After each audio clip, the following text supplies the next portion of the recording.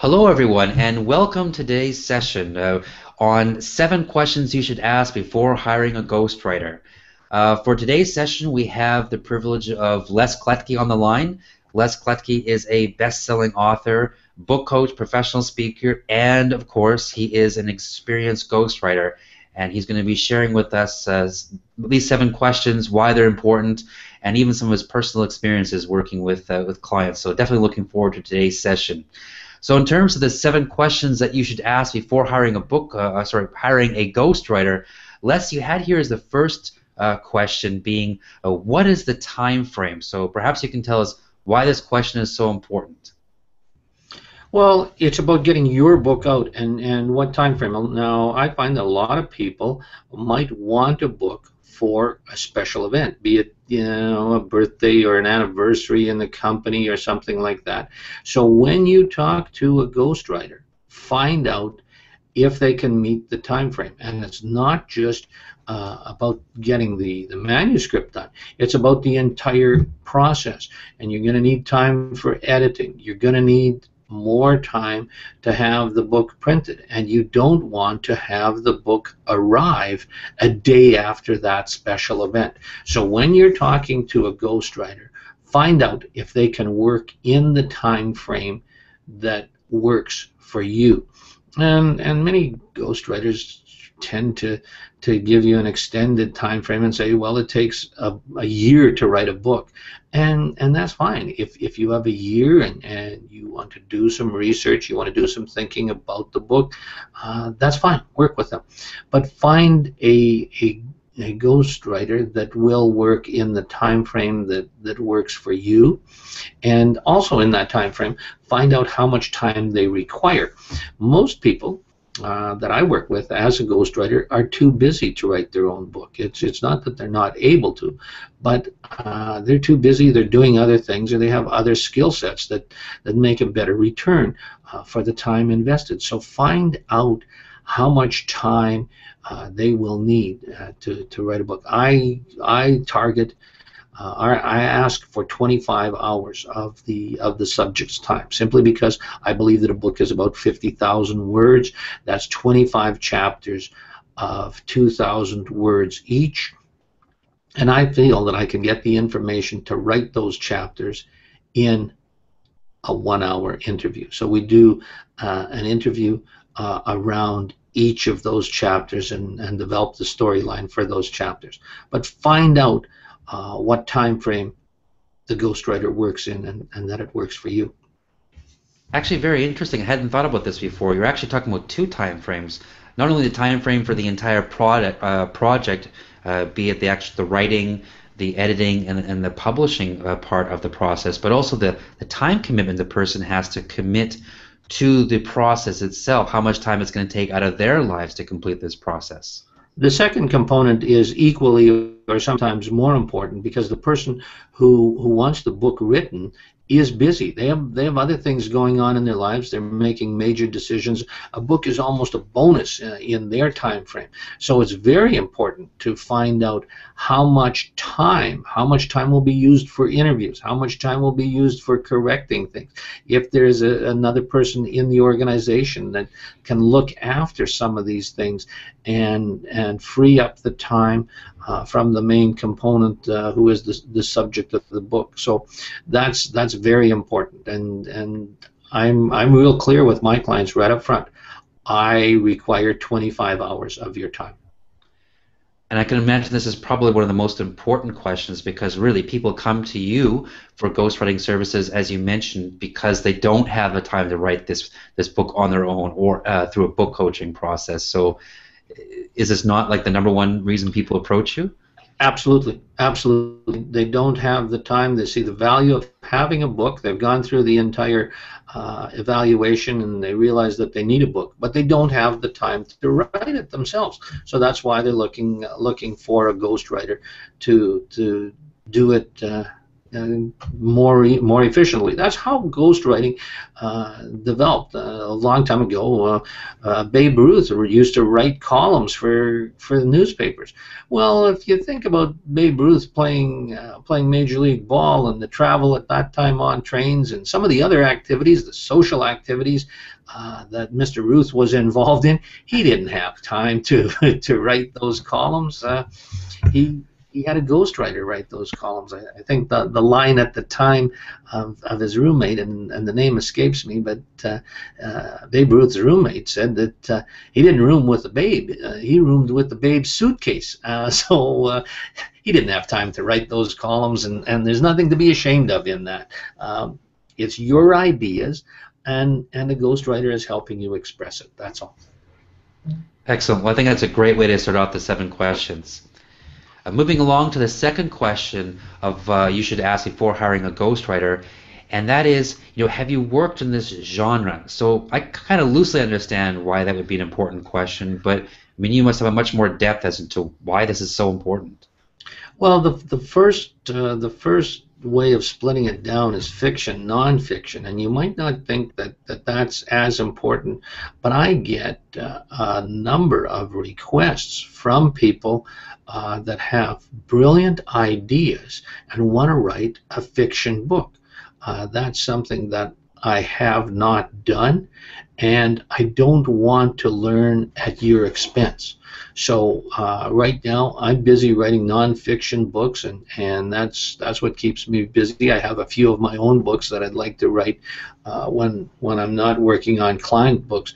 So I really can't help people. I can give them some advice on the publishing process, the editing process, and those things along book production. But I shy away from writing fiction, so that's the first dividing line. And then you get into memoirs or business books or self-help books and those kind of things. Now there it's not as important, and sometimes it's an advantage if the ghostwriter has not worked in that specific topic, because they don't bring the baggage from other books and try to insert other information into your book. They're asking you the questions and writing your ideas in it. So it's not that you have to have someone who has written, if you're writing a sales book, someone who has written 4 sales books or someone who has done 3 history books before, just because you're writing a memoir. But get to know them and become familiar with the work that they have done. Are there any limitations to this? I mean, I can imagine that there must be certain genres. You mentioned, for example, you haven't done fiction, but for other ghostwriters in general, when you're looking at hiring a ghostwriter, are there certain genres you think that must have that particular expertise or experience or understanding?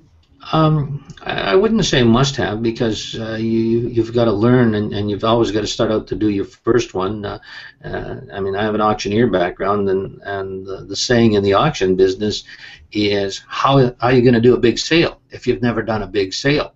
One day you just have to step up and do a big sale, and one day you have to move into new genres and try it. So that doesn't mean that a person can't write in that. Just to be aware that it might be a learning process for the two of you, and if you're aware of that, I don't think it's a problem.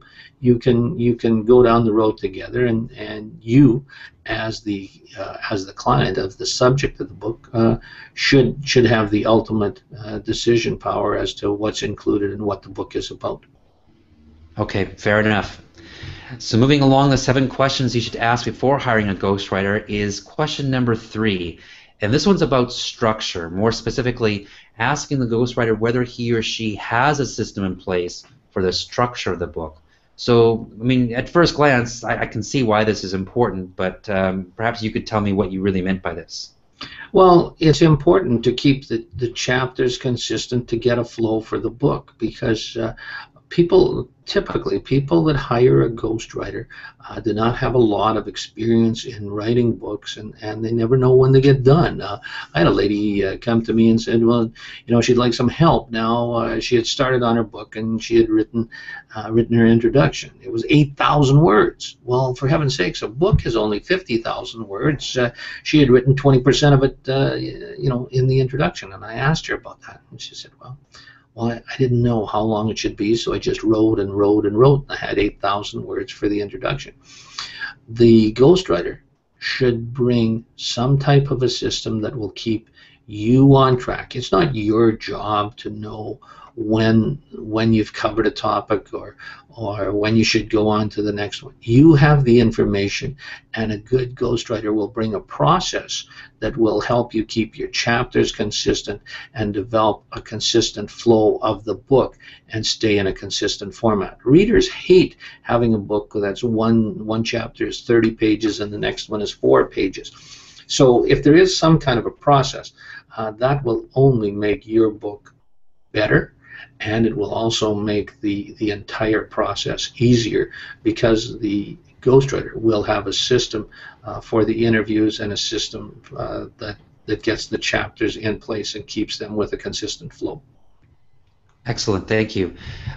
Continuing to move right along, the 7 questions you should ask before hiring a ghostwriter is question number 4, and that is, what I guess the what form you're speaking in, which is first or third person, and how the ghostwriter maintains the integrity of your voice or your message. So I can imagine this must be a huge issue for a lot of people. Please elaborate. And it has to be dealt with at the beginning, or it should be dealt with at the beginning, because that just makes it so much easier. I would say this is the second question to be dealt with. The first question is establishing your market. Who are you writing for? And what I like to do with clients is determine who our audience is, down to the point of giving them a name. I happen to call mine Stanley, so that I can ask the client, how does this help Stanley? How does this impact Stanley when we're dealing with material? And now that we know that we're writing for Stanley, and we keep that in mind, that'll help us with the form and the structure and the wording that we use. But now, do we want to write it from the third person, omnipotent, looking down and describing the actions, or do we want to write it from the first person, where it's I did this, or this happened to me, and as a result of? Both the first person, third person work, and I don't even know that one works better than the other in either situation. You can use whichever one you want, and a good writer will make either one work in the situation. It allows you to express your feelings, and the only thing that if you do write it in the first person, you don't have as much opportunity, or it's very difficult to then describe the emotions or describe what another person is feeling. Whereas if you write it from the third person, and the overall view, then you can certainly describe what one person is feeling as well as the other person. So to me, that's the biggest consideration. Do you want to include other people's emotions in your book? Then you should probably lean towards the third person. But otherwise, either one will work. Just decide on it and stay consistent. That's a real problem with many writers, is staying consistent with either first or third person throughout the book. And what about the keeping your voice? How would you know in advance that the ghostwriter that's going to be writing your book and communicating your message to the world, how do you know that they're going to maintain the integrity of your voice, or just use their own because it's easy? Well, and that comes with having a system. You know that if they explain the system that they use, you know that they have a system, and that will allow them to keep the integrity throughout the entire book. If they don't have a system, if they don't explain how the interviews are going to work, then there's more chance of it getting willy-nilly and being all over the place and not staying consistent. So If they do have a system in place, you're relatively comfortable with that. And also talk about the editor, because ultimately it's the editor who looks after that and is the final go-to, final polish on that, and keeping it consistent. I maintain that an editor is critical in this process. And Pierre Burton, probably one of the most famous writers in our country, budgeted 1/3 of his total project budget on editors. So don't be afraid, and just be aware that editors cost money, but they do provide the polish, and they're always a good investment. Well, that brings us nicely to our next question, and the 7 questions you should ask before hiring a ghostwriter, and that is cost. You mentioned budget, so explain to me, why this is so important besides the obvious reasons. Well, you want to know what the ghostwriter is providing. Is it a manuscript? Is it boxes on the driveway? And in my business, I happen to have a package that is called exactly that. It's called Boxes on the Driveway, and that is a set price for 2,000 copies of a book, 200-page book, soft cover, black and white throughout, delivered on your driveway. I know what the printing costs will be. I know what the editing costs on my writing. So with that package, I have a set price, and give me 25 hours of your life, and I'll provide 2,000 copies in boxes on your driveway. Now, other people prefer just to have a manuscript, and they want to draw out the process. They might not have a cash flow at the time that allows them to do that, and they might want to get an editor later on, or they might want to add other chapters to the book. So I'll work with them in terms of what they want, and I think that's probably the biggest thing when you're looking for a ghostwriter. Don't feel that you have to fit into their system. Find a ghostwriter that works with you, your time frame, and your budget. All right, certainly excellent advice indeed, because I can imagine that it's just not just like going to Walmart and picking up a box of cereal. It's obviously a lot more involved. There's quite a bit extra to it. I'll take your word for it. Moving right along, in the 7 questions you should ask before hiring a ghostwriter is question number 6, and that is, do you go to outside sources? So myself not being experienced with the ghostwriting process, what does that mean?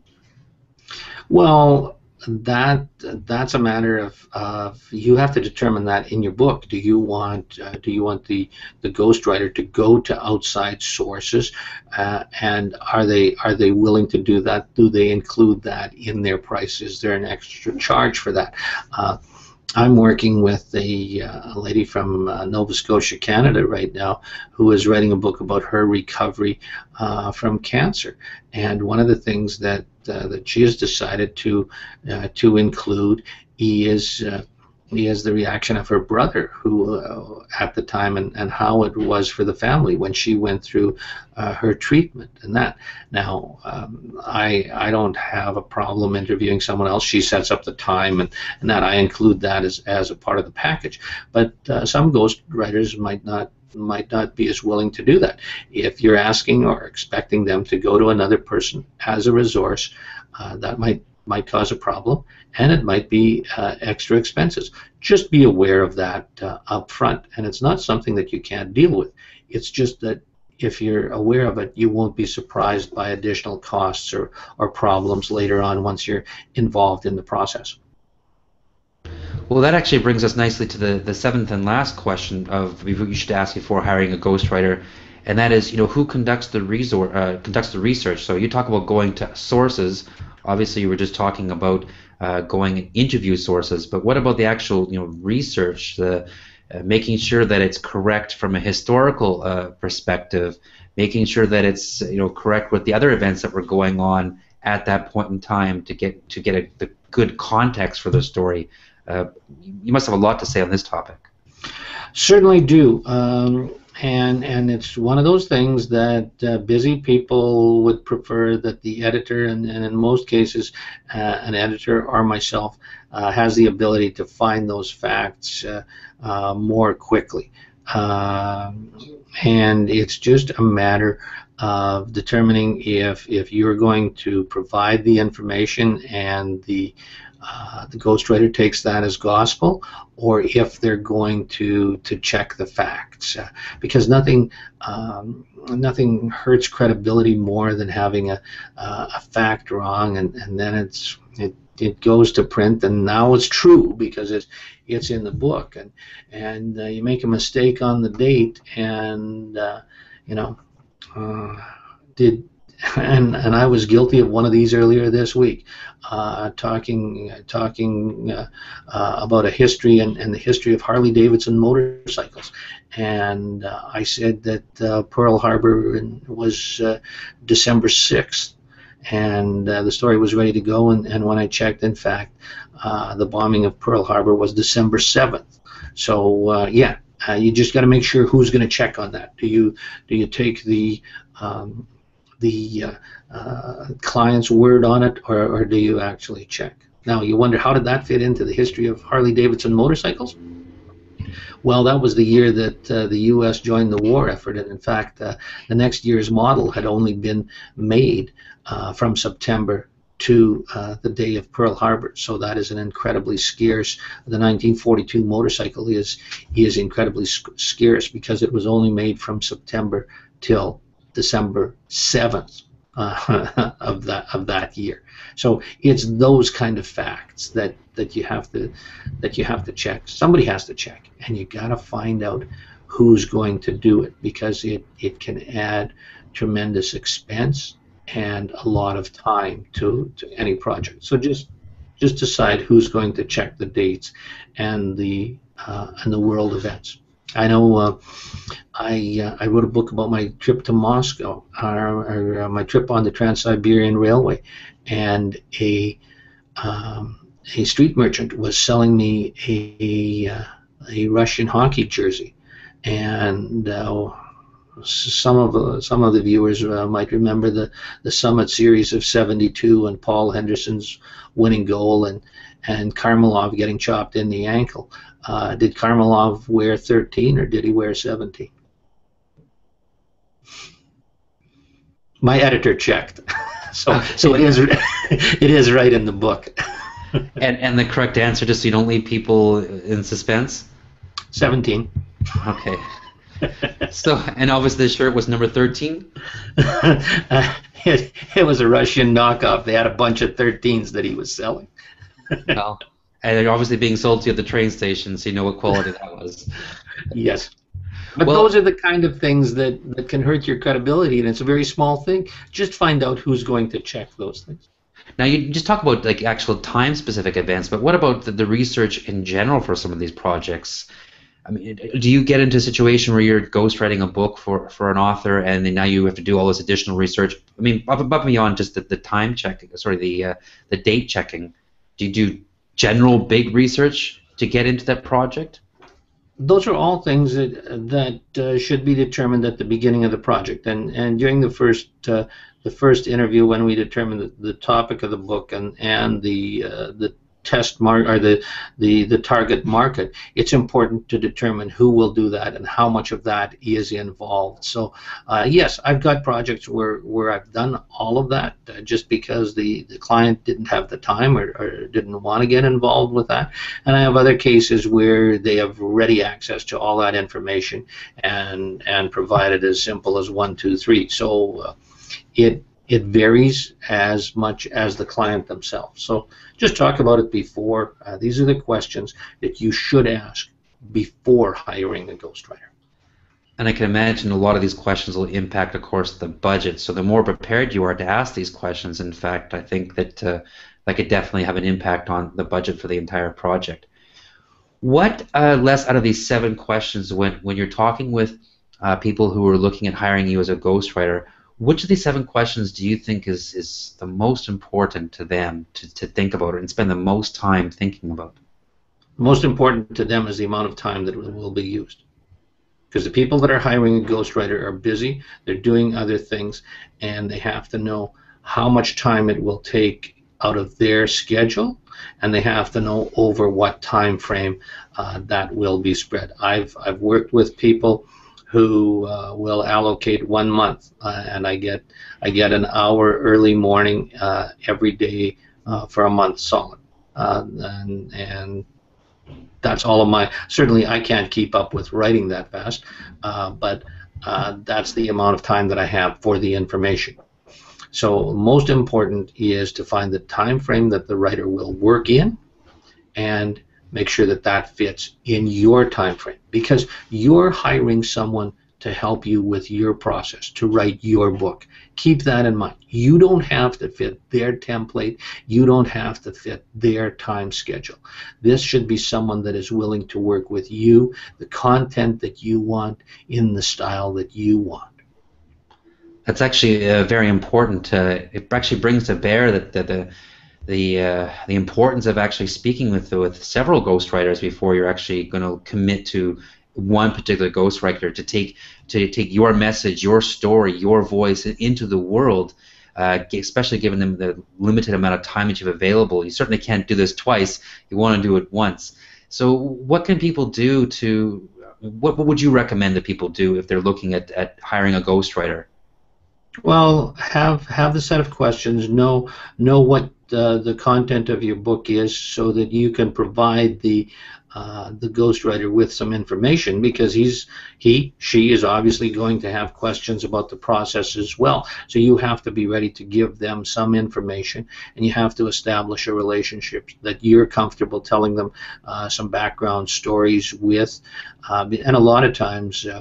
I know that for myself, I know a lot more information than will be included in the book, but I have to know, I have to have that information to write accordingly. I wrote a grains book about the grains industry of Western Canada, and one of the fellows in the book, one of the subjects that I interviewed, was a past president of the Winnipeg Commodity Exchange, and he had brilliant stories that he would tell me about the time that he was president of the Winnipeg Commodity Exchange.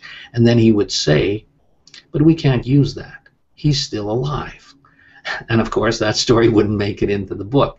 But he had that amount of trust in me as a writer, that he could share the happenings, knowing that they wouldn't be in the book and wouldn't incriminate this individual. So you have to have a very trusting relationship, because this person is writing your book.